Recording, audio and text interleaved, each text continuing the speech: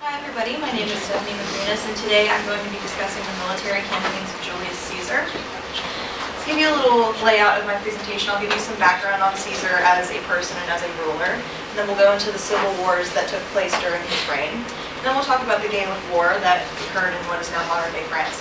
And then the invasion of Britain. And then lastly, his exploits in Egypt. So what we're going to be determining today is whether or not these aforementioned military campaigns were necessary for the survival and prosperity of Rome.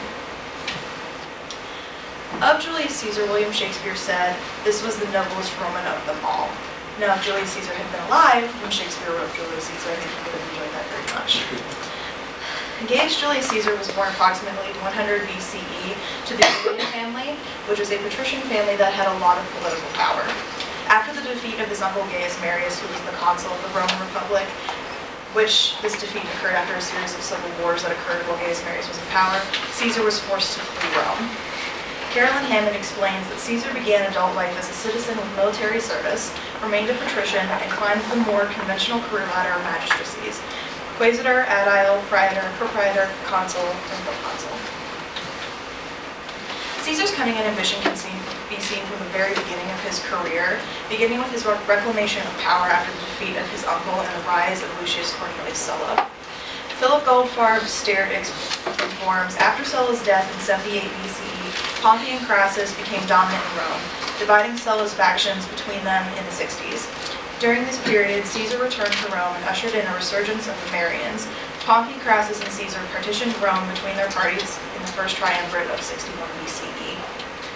Once re-established in Rome, and now the proconsul of Spain, Caesar began his climb up the political ladder. In 69 BC, he became a quaestor, an aedile in 65, and a chief priest in 63. Soon after the creation of the first triumvirate, Caesar ran for and achieved the consulship in 59 BCE and held this office for a year. With Caesar now in power, the Senate was supposed to offer Caesar a bit of land where he was supposed to spend a year. However, Sturt explains that instead of naming the territory, the Senate had decreed the woods and pastures as the proconsular province of 58. Caesar was not satisfied and mobilized the special powers of the tribunes to get what he wanted. The tribune Vatinius carried a law for Caesar which gave him Cisalpine Gaul and Illyricum as his province. Transalpine Gaul was soon added to his province. This began the Gallic War.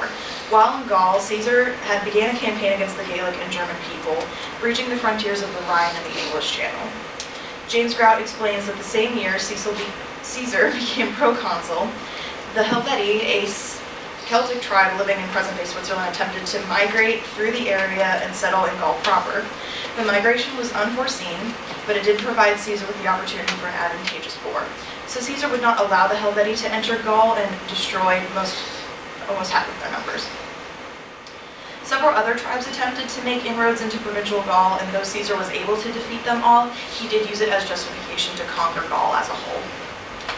Caesar wrote extensively during the Gallic War, describing military operations such as sieges, naval engagements, sudden ambushes, and pitched battles. And the Gallic War proved fruitful as Caesar was able to gain a massive amount of territory for the Roman Empire. Caesar's successes in Gaul encouraged a lot of anxiety within Rome. Carol Hammond explains that from 52 onward, Caesar's enemies in Rome began trying to have him recalled and brought to trial. At the beginning of January, the Senate, relying on Pompey to defend it, decreed that Caesar must dismiss his army and return, and it put its own forces in Pompey's hands. Caesar crossed the Rubicon into Italy with his army, and the civil war began. After the death of Crassus, the triumvirate began to fall apart. And Caesar and Pompey began fighting over Crassus's territory. Sturt adds that eventually Caesar invaded Italy from Gaul with an army, famously crossing the Rubicon in 49 BCE, and Pompey and the majority of the senators withdrew from Rome. Pompey and Caesar led armies against each other in the eastern Mediterranean, while Pompey's sons and Caesar's allies battled in the west. In 48 BCE, Caesar defeated Pompey, who fled to Egypt. Now, it can be argued that the lives lost and the resources used during the Civil War were not needed, considering it was a fight for Caesar's personal gain. However, if Caesar had not won the war, it would have stripped Rome of one of its most powerful and influential leaders. As I just stated, after his defeat, Pompey fled to Egypt. However, believing that aiding Pompey would invite conflict between Egypt and Rome, the Egyptian officials beheaded Pompey and gave Caesar his head upon his arrival. At this time, Egypt was divided by a civil war between royal siblings Ptolemy XIII and Cleopatra VII. Enraptured by her beauty, Caesar aided Cleopatra's cause and helped establish her to the throne in 47 BCE, and this began their romantic relationship.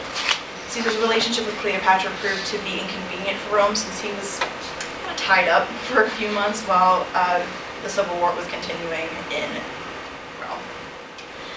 This information presented shows that the time and resources that Caesar used to defeat Ptolemy and help establish Cleopatra to the throne were unnecessary since it was essentially for personal gain.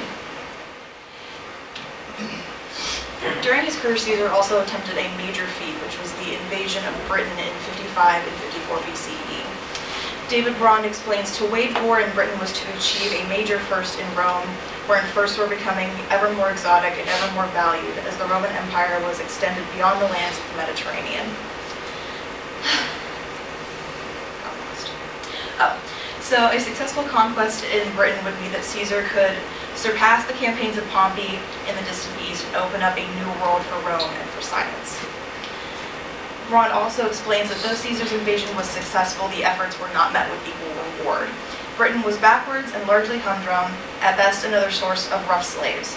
The invasions of Britain could be trumpeted as a major and daring advance, in knowledge at any rate, but nothing significant and concrete came of them.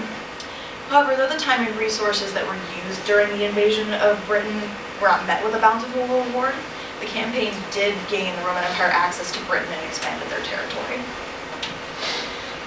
So, as we can see, the Gallic War proved to be fruitful because they gained a lot of territory and resources, and it expanded the Roman sphere of influence. Caesar's civil war, though, was for personal gain. It did establish Caesar to the throne, which ultimately is very good for Rome. The invasion of Britain, though no tangible gains were made, it did add expanded territory. But however, Caesar's exploits in Egypt proved to be unnecessary since it was pretty much just a month-long bomb. So that being said, my original thesis is mostly true, as most of Caesar's military campaigns were necessary for the survival and prosperity of Rome.